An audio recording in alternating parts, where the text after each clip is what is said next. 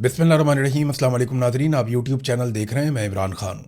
नाजरीन, पाकिस्तान में कोई भी सहाफ़ी, कोई भी सियासतदान या कोई दानिश्वर या सिविल सोसाइटी या वकला इस इशू पे बात ही नहीं कर रहे जिस पे भी फजलुर रहमान साहब ने बात की है कि सिविलियंस के सारे इख्तियारात जो हैं, यानी पूरा कमांड एंड कंट्रोल का सिस्टम, वो पार्लियामान के इख्तियार से बाहर लाकर फ़र्द वाहिद के इख्तियार में दे दिया गया। यानी फील्ड मार्शल आसिम मुनीर को इतने इख्तियारात दे दिए गए हैं मुसल्लह अफवाज के हवाले से कि इससे पहले किसी और आर्मी चीफ के पास नहीं थे, किसी डिक्टेटर के पास भी नहीं थे, बल्कि दुनिया में किसी भी डिक्टेटर या आर्मी चीफ के पास इस लेवल के इख्तियारात नहीं होते जैसे इख्तियारात फील्ड मार्शल आसिम मुनीर को मिल गए हैं। ये कारनामा आसिफ अली जरदारी और नवाज शरीफ दोनों ने मिलकर किया है। अपने अपने टाइम पे ये दोनों लोग ये कहते रहे कि ये इनकलाबी हैं और ये सिविलियन सुपरमेसी चाहते हैं या चाहते हैं कि सिविलियंस की बालादस्ती हो पाकिस्तान के अंदर। नवाज शरीफ साहब ने इसके लिए एक तहरीक चलाई, वोट को इज्जत दो, और हमेशा ये कहते रहे कि सिविलियंस की बालादस्ती होनी चाहिए।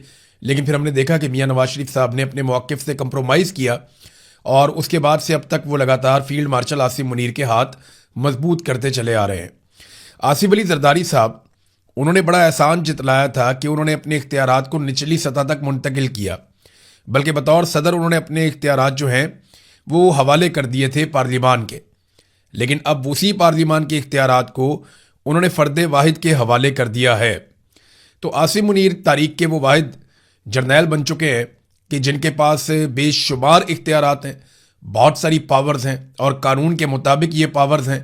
बल्कि पार्लियामान ने एक ऐसा बंदोबस्त भी किया कि आइंदा अगर मज़ीद कानून साजी की ज़रूरत पड़ी तो उसमें लिख छोड़ा है कि फिर हुकूमत फ़ैसला कर लेगी, यानी कैबिनेट फ़ैसला कर लेगी। तो काबीना जब फैसला कर लेगी तो इख्तियारात तो सिर्फ वज़ीर आज़म या काबीना के पास चले गए और उनसे तो फैसला 2 मिनट में करवा लिया जाता है, क्योंकि काबीना में जितने भी मिनिस्टर बिठाए गए हैं, ज़्यादातर उन लोगों को काबीना में मिनिस्टर बनाया गया है जो लोग फार्म 47 के ऊपर आए थे, ताकि उनमें से कोई चूं भी ना कर सके। जब चाहें, जो चाहें उनसे कानून पास करवा लिया जाए, जो चाहें उनसे बिल पास करवा लिया जाए, जो चाहें उनसे हुकूमती फैसला ले लिया जाए। नाजरीन, एक तो आसिम मुनीर साहब इख्तियारात और ताकत लगातार इकट्ठे करते चले और दुनिया में कहीं पे भी अगर ये होता तो वहाँ का मीडिया इस पे बात करता। पाकिस्तान का मीडिया इस पे बात नहीं कर रहा। कोई हमारा सहाफ़ी, बड़े से बड़ा दानिश्वर, बड़े से बड़ा एंकर, वो इस पे बात करने के लिए तैयार नहीं है। देखें, बहुत ज़्यादा इख्तियारात फील्ड मार्शल आसिम मुनीर को मिले, ये डिस्कस होना चाहिए था, लेकिन पाकिस्तान में कोई भी इसको डिस्कस नहीं कर रहा। उल्ट पटांग किस्म की चीज़ें वहाँ पर डिस्कस की जा रही हैं। सियासतदानों को इस पर बात करनी चाहिए थी। पाकिस्तान तहरीक इंसाफ भी इस पे बात करने के लिए तैयार नहीं है, बाकी सियासी जमातें भी इस पे बात करने के लिए तैयार नहीं है। PMLN और पीपल्स पार्टी तो वैसे ही लेटे हुए हैं। तो फजलुर रहमान साहब ने इसके ऊपर बात की है, जिसको अप्रिशिएट किया जाना चाहिए। लेकिन क्या फजलुर रहमान साहब खड़े रहेंगे? माजी का जो फजलुर रहमान साहब का ट्रैक रिकॉर्ड है, वो हमेशा दबाव डाल के अपना कोई ना कोई फ़ायदा ले लेते हैं।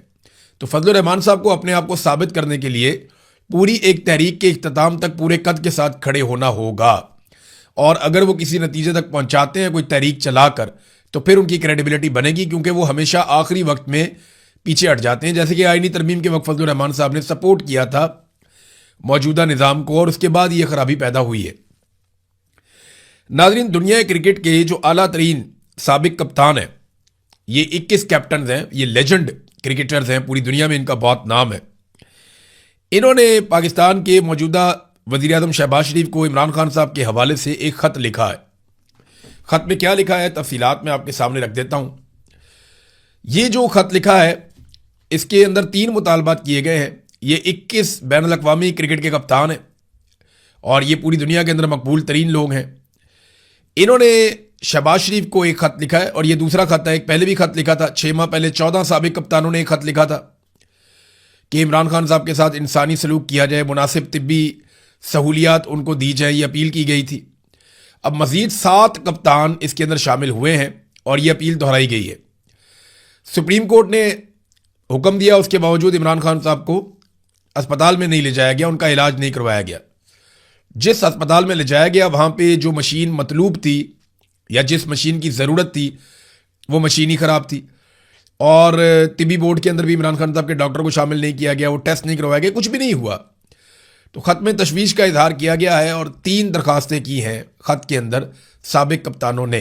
नंबर 1, सुप्रीम कोर्ट के हुक्म के मुताबिक इमरान खान की ज़ाती डॉक्टरों पर मुश्तमिल तिब्बी बोर्ड को इनकी सेहत, खास तौर पर दाईं आंख में बिनाई की कमी का मुकम्मल और गैर जानिबदाराना मुआयना करने की इजाज़त दी जाए। नंबर 2, अदालत की तरफ से बहाल करदा हफ्तावार खानदानी मुलाकातों में बिला तातुल और बगैर किसी ताखीर के अमल दरामद किया जाए। नंबर 3, तिब्बी तशखीस के नताइज की रोशनी में तजवीज़ करदा इलाज इमरान खान को फौरी फ्राहम किया जाए।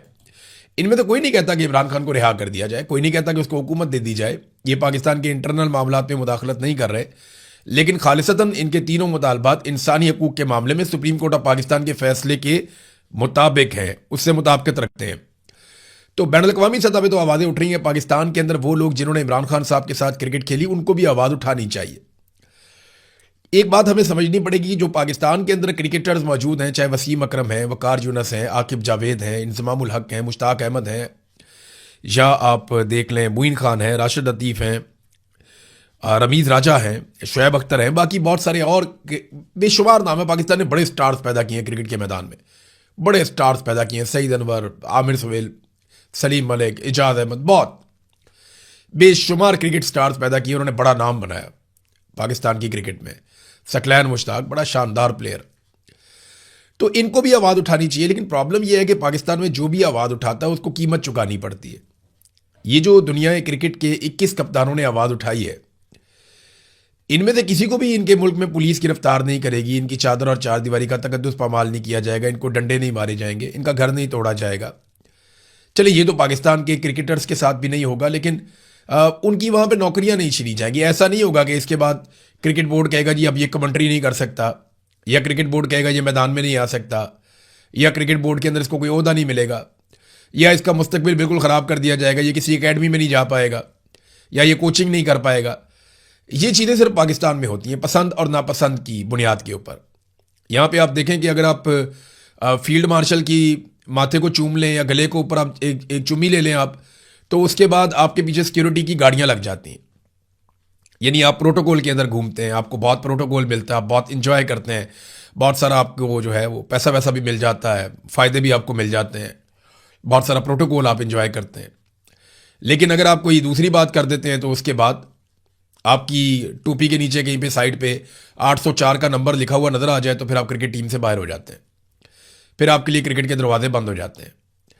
तो यहाँ पे तो आप अपनी ओपिनियन दे नहीं सकते, बहुत मुश्किल है, लेकिन इसके बावजूद लोग देते रहते हैं। हाँ, जो इमरान खान साहब के बेनिफिशरी हैं, प्लेयर्स जिनको उनका नाम इमरान खान ने दिया, उन्हें बोलना ज़रूर चाहिए था, छोटी मोटी कुर्बानी उनको भी दे देनी चाहिए थी। कौन सा उनको गिरफ्तार कर दिया जाएगा या उनके घर तोड़ दिए जाएंगे? हाँ, उनके साथ ये हो जाएगा कि थोड़ा बहुत उनके ऊपर सख्तियाँ आएंगी, उनका माली मामलात ख़राब हो जाएंगे, या कोई उनको जो मफादात है वो थोड़ी बहुत चोट लग जाएगी। तो इमरान खान ने दिया सारा कुछ इन्हें अल्लाह रब्बुल इज़्ज़त के बाद। अगर वसीम अकरम आज वसीम अकरम है या वकार यूनस आज वकार यूनस है तो इमरान खान की वजह से है। बाकी बहुत सारे प्लेयर, इंज़मामुल हक को तो खुद कॉन्फिडेंस नहीं था और इमरान खान कहते थे मुझे मैच जितवाएगा, ये हमें वर्ल्ड कप जितवाएगा। जावेद मियांदाद के बारे में यह खबर आ रही है कि वो अदालत से रुजू करेंगे अपने साबिक दोस्त और साबिक कप्तान इमरान खान साहब से मुलाकात करने के लिए। अब देखते हैं कि वहाँ से क्या डेवलपमेंट आती है। बहरहाल एक 42 साला शहरी ने दरख्वास्त दायर की है कि उसे दिल और गुर्दों की बीमारी है। अडियाला जेल से दरख्वास्त आई है और सुप्रीम कोर्ट से उसने गुजारिश की है कि उसे भी इमरान खान की तरह निजी अस्पताल में मुंतकिल किया जाए। देखिए, अब ऐसी दरखास्तें रोज़ाना आएंगी। ये ना बड़ी गंदी और घटिया खेल खेलती है एस्टेब्लिशमेंट। इसने ये दरखास्त क्यों नहीं की कि नवाज शरीफ की तरह मुझे बैरून मुल्क रवाना कर दिया जाए इलाज के लिए, या इसने ये दरखास्त क्यों नहीं की कि परवेज़ मुशर्रफ की तरह मुझे अदालत जाते हुए रस्ते से ही अस्पताल में मुंतकिल कर दिया जाए और वहाँ से बैरून मुल्क मुंतकिल कर दिया जाए। इसने नवाज शरीफ या परवेज़ मुशर्रफ की मिसाल क्यों नहीं दी? इसने आसिफ अली जरदारी की मिसाल क्यों नहीं दी? इसने सिर्फ इमरान खान की मिसाल क्यों दी? अभी और भी ऐसी बहुत सारी आ जाएंगी। अगर तो इस कैदी को इमरान खान की तरह साबिक ये वज़ीर आज़म है और ये पूरी कौम का एक सबसे बड़ा हीरो है, या पूरी कौम इसके लिए दुआएं कर रही है, या ये कैदी जो है वो पाकिस्तान का सबसे मकबूल सियासी लीडर है, रहनुमा एक बहुत बड़ा, और इसे भी कैद तन्हाई का सामना है, इसके भी सारे हकूक छीन लिए गए हैं, इसके ऊपर भी जुल्म और जबर की फस्तायत के पहाड़ तोड़े गए हैं, इसकी फैमिली के साथ भी वो सारा कुछ ही किया गया, तो ठीक है फिर दरखास्त डाल दे। भाई, इमरान खान साहब की शख्सियत भी मुख्तलिफ है, उनका किरदार भी मुख्तलिफ है और उनके साथ होने वाला सलूक भी मुख्तलिफ है। इस बुनियाद पे आप सपोर्ट कर सकते हैं कि यार इस बंदे के साथ बड़ा जुल्म हुआ, इसको कुछ ना कुछ तो उस जुल्म का बदला दिया जाए ना। बाकी सारे कैदियों की तरह अगर इमरान खान को भी रखा जाता तो आप बाकियों कैदियों वाला सलूक भी इमरान खान के साथ कर लेते। इमरान खान को तो कैदियों वाले हुकूक भी नहीं मिले। यानी मुलाकातें तो कैदी का बुनियादी हक होता है, टेलीफोन पे बात करना, किताब तक रसाई, टीवी तक रसाई, एक्सरसाइज तक रसाई, ये सारी चीजें कैदियों का बुनियादी हक होता है। कैदी तो सारा दिन जेल के अंदर खुले फिरते रहते हैं, कोई इधर जाता है कोई उधर जाता है, इधर गप्पे लगाते हैं उधर गप्पे लगाते हैं, कहीं बैठ के मैंने देखा ताश खेल रहे होते हैं, कहीं बैठ के लूडो खेल रहे होते हैं। मैंने अपनी आंखों से देखा जेल के अंदर, मैं खुद भी जेल में रहा हूं 2 दफा, कई दफा मैं 10 दफा पकड़ा गया हूं, कोई मेरे ख्याल में 7-8 दफा तो थानों के अंदर रहा हूं और 3 दफा मैं जेलों के अंदर गया हूं। तो मैं देखता रहा हूं वहां पे कैदी क्या करते हैं, किस तरह रहते हैं। तो जिस तरह की कैद तन्हाई इमरान खान साहब की है, वैसी अगर किसी और कैदी को रखा जाए और उस तरह तंग किया जाए तो फिर वो बात भी करे ना। और वैसे भी ये साबिक वजीर आजम है, मुल्क का सबसे बड़ा लीडर है, इसका बहुत फर्क है। तो नवाज शरीफ की मिसाल कोई नहीं देता। नाज़रीन, भारत से ना एक उनके साबिक जज हैं, बल्कि चीफ जस्टिस हैं साबिक इंडियन सुप्रीम कोर्ट के, जस्टिस मार्कंडे। ये बड़े मशहूर आदमी हैं, इनके फैसले भी बड़े मशहूर हैं। उन्होंने एक बात की है, उन्होंने कहा जी पाकिस्तानी सुप्रीम कोर्ट के वादे हुक्म के बावजूद इमरान खान को शिफा अस्पताल मुंतकिल ना करना और 3 डॉक्टरों की कमेटी तश्कील ना देना इस बात का सबूत है कि पाकिस्तानी एस्टेब्लिशमेंट अदलिया के अहकामात की तामील नहीं करेगी जिनसे वो इत्तफाक नहीं करती। यानी जो पाकिस्तान की अदलिया कहती है, जो फैसला देती है, अगर एस्टेब्लिशमेंट को पसंद नहीं है तो फिर वो उसके ऊपर अमल दरामद नहीं होने देती। अगर मैं चीफ जस्टिस होता, वो इंडियन चीफ जस्टिस साबिक वो ये कह रहे हैं कि अगर मैं चीफ जस्टिस होता तो इन हालात में पाकिस्तान की तमाम अदालतों को उस वक्त तक बंद कर देता जब तक एस्टेब्लिशमेंट की जानिब से ये मजबूत यकीन दहानी ना मिल जाती कि वो मुस्तकबिल में अदालतों के अहकामात की पाबंदी करेगी। ये तो आज़ाद जज ही कर सकता था, कादी फायद ईसा और उसकी बाकियात तो नहीं कर सकती। जस्टिस याया अफरीदी तो कंप्रोमाइज जज हैं पहले दिन से ही। याया अफरीदी ने तो कादी फायद ईसा से ज़्यादा सहूलतकारी की है। कादी फायद ईसा ने तो बहुत ही गंद मारा, बहुत ही फजूल काम किया, लेकिन जस्टिस याया अफरीदी ने सिस्टम की सहूलतकारी में कोई कसर नहीं छोड़ी है। नादरीन, मैं आपको कह रहा था ना शुरू में कि तवज्जो भटकाई जाती है दूसरी चीज़ों की तरफ। एक तरफ पाकिस्तान तहरीक इंसाफ अपनी तहरीक को तेज़ करने की कोशिश कर रही है, लेकिन मेरी इंफॉर्मेशन के मुताबिक पाकिस्तान तहरीक इंसाफ में बहुत सारी डिवीजन है। कोशिश तो हो रही है कि लोग इकट्ठे हो, लोग निकलना भी चाहते हैं, लोग बाहर आना भी चाहते हैं, लेकिन स्पॉयलर्स बहुत सारे हैं। यानी मामले को ख़राब करने वाले लोग ज़्यादा हैं। एक दूसरे से जेलसी, एक दूसरे से सियासी मुकाबला, एक दूसरे की मुखालफत, वो बहुत ज़्यादा है और उसकी वजह से इनकी तहरीक को हमेशा नुकसान पहुंचता है। इमरान खान साहब जो सारी पार्टी को जोड़ के और बांध कर रखते हैं, वो जेल के अंदर बंद हैं, उनसे मुलाकातें भी बंद हैं, वो कोई इंस्ट्रक्शन भी नहीं दे पाते। तो फिर तहरीक तेज़ कैसे होगी? एक और चीज़ जो मुझे पता चली है कि अभी फंडिंग का भी इन्होंने कोई बंदोबस्त नहीं किया कि इनके पास बहुत सारे फंड होने चाहिए। अगर तो वाकई इन्होंने जाना है मिलियंस में लोगों को लेकर उनको जाना है, इस्लामाबाद में पहुंचना है, चंद दिन भी लगेंगे, तो क्या इतने बड़े पैमाने पे इनके पास फंड्स मौजूद हैं? इसका भी जवाब अभी तक नहीं कहीं से मिल रहा। कोई समझ नहीं आ रही कि फंडिंग वो तो हुई नहीं, नजर ही नहीं आया कुछ। और मैंने मुख्तलिफ सोर्सेज से पूछा, उन्होंने भी कहा कि ऐसा कुछ नहीं हुआ। नए सूबों का चूरन बहुत तेज कर दिया गया है। ऐसे में ये डाइवर्जन लगाते हैं। डाइवर्जन कैसे लगाते हैं? पीपल्स पार्टी PMLN आपस में लड़ पड़ेंगे, वहां पे जमात इस्लामी ने धरना दे दिया, वो बैठ गए, वो धरने पे बैठे हैं। हुकूमत रोजाना की बुनियाद पे पेट्रोल की कीमतें बढ़ाती जा रही है, वो धरना दे के बैठे जी कीमतें कम करो। हो सकता है किसी दिन हुकूमत कुछ कम करके उनको फेस सेविंग दे के वहां से उठा दें, फिर हुकूमत दोबारा से बढ़ा देगी। तो जमात इस्लामी जो है वो एक ऐसा लगता है कि बार बार एस्टेब्लिशमेंट की बी टीम के तौर पे आती है। जब भी कभी एस्टेब्लिशमेंट मुश्किल में होती है तो जमात इस्लामी एक आधा एहतजाज करके चीज़ों को नॉर्मलाइज करती है। फ़लस्तीन के हक़ में एहतजाज करवाना हो तो जमात इस्लामी को ले आते हैं, वो एहतजाज करते हैं, अब फिर वो चीज़ें नॉर्मलाइज हो जाती हैं। कोई जुल्म हो वो एहतजाज करते हैं, चीज़ें नॉर्मलाइज हो जाती हैं। अभी पेट्रोलियम मसनूआत की क्योंकि कीमतें बहुत बढ़ गई थी, बड़ा रोला पड़ गया था, तो जमात इस्लामी ने जो है वो इसको एक एहतजाज किया है, लेकिन कोई फ़र्क नहीं उससे पड़ेगा, पहले भी नहीं पड़ा। तो जमात इस्लामी किसी हुकूमत के ख़िलाफ़ ग्रैंड अलाइंस का या इत्तेहाद का हिस्सा भी नहीं बनती। वो कहती है हम अपनी अलग ही जद्दोजहद करेंगे, हम किसी इत्तेहाद का हिस्सा नहीं बनेंगे। यानी इस्टेब्लिशमेंट के खिलाफ अगर कोई भी तहरीक चलती है पाकिस्तान में तो वो इसका हिस्सा नहीं बनते, वो अपने आप को अलग रखते हैं। तो नए सूबों का चूरन बहुत तेज़ कर दिया गया है। लेकिन देखें, नए सूबे बनने चाहिए, छोटे इंतजामी यूनिट्स बनने चाहिए, उसूलों के मुताबिक बनने चाहिए। लेकिन उसको बनाएगा कौन? एक ऐसी हुकूमत जिसे अवाम ने मुंतखब किया होगा वही बनाएगी ना नए सूबे। एक जाली हुकूमत से आप कोई भी काम लेंगे, इनकी नहूसत इतनी ज़्यादा है कि ये सही काम भी करते हैं तो गलत हो जाता है, ये जो काम करते हैं वो उल्टा पड़ जाता है। तो अगर ये नए सूबे बनाएंगे तो फिर भी उल्टे ही पड़ेंगे। नहूसत बहुत ज़्यादा है, बेबरकती बहुत ज़्यादा है, क्योंकि ये हुकूमत जो है वो लोगों की लाशों और सिसकियों के ऊपर कायम की गई है। ये उसके ऊपर अपनी हुकूमत कर रहे हैं, तो यहां पे बरकत नहीं पड़ सकती, ये मनहूसत ही पड़ी रहेगी। लिहाजा एक ऐसी हुकूमत जो लिजिटिमेट गवर्नमेंट है, जिसे अवाम अपने वोटों के साथ लेकर आए, वही हुकूमत अवामी मसाइल हल कर सकती है। नाजरीन, एक खबर आ रही है खैबर पख्तूनख्वा से, और ये सोशल मीडिया पे आई अभी तक। इसकी तस्दीक पाकिस्तान के जो वहाँ के मकामी सहाफ़ी हैं उनकी जानिब से हो जाएगी सुबह तक, मेरे ख्याल में, बल्कि सुबह हो गई है ऑलमोस्ट। तो बहुत मुमकिन है कि आने वाले घंटों में इसकी कोई तफसीलात मज़ीद आ जाए, या हुकूमत कोई तस्दीक कर दे, या SPR की जानिब से कोई स्टेटमेंट आ जाए। लेकिन ख़बर यह है कि पाकिस्तानी फोर्सेस ने कुरम एजेंसी के इलाके में शदीद बमबारी की है, और जो पश्तूनों के रिहायशी मकानात हैं उनके ऊपर बमबारी की इतला मिली है। कई जाने की भी इतलात मिली है, और अभी तक कोई मज़ीद तफसीलात नहीं है। जैसी इसकी तफसीलात आएंगी, लेकिन ये हवाई हमला हुआ है, और जो मुबैना तौर पे सोशल मीडिया पे मकामी लोगों की जानिब से निशानदेही की गई है वो ये है कि फ़िज़ाई हमला किया गया है, और ये कुरम एजेंसी के इलाके में किया गया है, और ये उस ऑपरेशन का हिस्सा है जो फ़ौज खैबर पख्तूनख्वा में वहाँ की हुकूमत की मर्ज़ी के ख़िलाफ़ कर रही है। नाज़रीन, एक धमकी ईरान ने लगाई है अपने मुखालिफिन को। ये मैं आपको ज़रूर पढ़ के सुनाऊंगा, इससे आपको पता चलेगा कि खित्ते के हालात किस तरफ जा सकते हैं, क्योंकि ईरान के ऊपर ना अब अमेरिका बराह रास्त इस तरह की लड़ाई तो कर नहीं रहा। डोनाल्ड ट्रंप ने सख्त तरीन मुआशी पाबंदियां ईरान पर लगाना शुरू कर दी हैं, और दुनिया पर दबाव डाला जा रहा है कि इन पाबंदियों में हमारा साथ दें।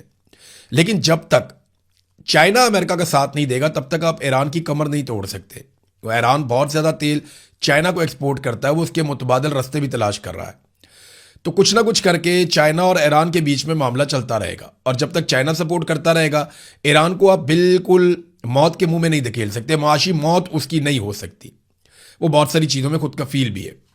तो डोनाल्ड ट्रंप ने क्योंकि बहुत बड़ी माशी पाबंदियां जंगी बुनियादों के ऊपर लगाई हैं ईरान के ऊपर, तो इस पे ईरान ने जलजले जैसी सख्त जवाबी कार्रवाई की तंबीह कर दी है। और ईरान की सुप्रीम नेशनल सिक्योरिटी काउंसिल के जो सरबराह हैं रज़ाई साहब, उन्होंने कहा है कि अगर ईरान के खिलाफ अमरीकी साजिश का हिस्सा बना जाएगा तो फिर खलीजी ममालिक के अंदर जो तवानाई के तमाम बुनियादी ढांचे और आबने हुर्मस के जो मुतबादिल ऑयल रूट्स हैं उनको ईरान निशाना बनाएगा, यानी यहाँ से तेल जाने नहीं देगा। बल्कि एक जो लफ्ज़ उसमें इस्तेमाल किया गया कि वो एक कतरा तेल भी फिर नहीं निकलने देंगे अगर ईरान के ऊपर लगने वाली मुआशी पाबंदियों पर अमल दरामद किया गया खलीजी ममालिक की जानिब से, या अमेरिका को सपोर्ट किया गया इस मामले में, तो फिर ईरान जो है वो बड़ा सख्त रद्दअमल देगा और बाकी ममालिक भी अपना तेल बेचने के लिए तरसेंगे। अब ये बड़ी एक सख्त धमकी है जो ईरान ने लगाई है। इसका रद्दअमल क्या आता है इसको हम देख लेते हैं। बहरहाल डोनाल्ड ट्रंप के गले पड़ गई ये लड़ाई, बदनामी अलग से मिली है, इत्तेहादी अलग से साथ छोड़ गए हैं, अमेरिका के अंदर बहुत बदनामी हो गई है, पॉलिटिकली डोनाल्ड ट्रंप बहुत वीक हुए हैं।